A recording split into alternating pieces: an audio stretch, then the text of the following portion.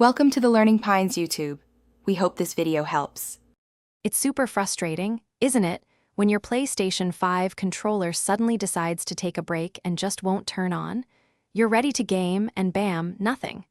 Well, you're not alone. This is a surprisingly common problem. But often, it's something you can easily resolve yourself.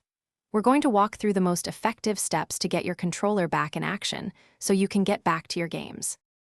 First things first, let's look at the power supply. Are you absolutely sure your charging cable is working correctly and plugged in all the way? Sometimes, a faulty or loose cable is the culprit, so try swapping it out for a different USB-C cable if you have one handy. Also, make sure you're connecting it directly to your PlayStation 5 or a trusted wall adapter, and not a low-power USB port. This simple check can often solve the problem immediately. If charging isn't the issue, then it's time for the most powerful fix, a hard reset of the controller itself. Flip your controller over and look for a tiny hole near the L2 button on the back. You'll need something small, like a straightened paperclip or a SIM ejector tool, to gently press that button inside for about 5 seconds. Once you release it, plug the controller back into your PlayStation 5 using a cable, and then try turning it on. This often clears any internal glitches.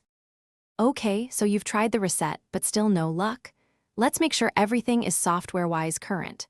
Connect your controller to your PlayStation 5 with a cable, and then navigate to your console settings.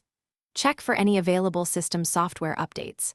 Sometimes, outdated console software can prevent your controller from connecting or even turning on. While you're there, confirm that your controller's firmware is also updated. Keeping both the console and the controller fully updated can resolve many mysterious issues.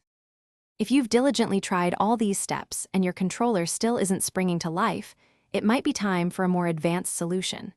If you can, try connecting your controller to a friend's PlayStation 5. This helps figure out if the problem is with your controller specifically or perhaps your console.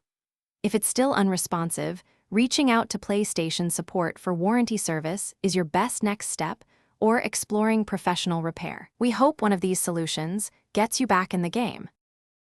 Thanks for watching. Consider subscribing if we helped you.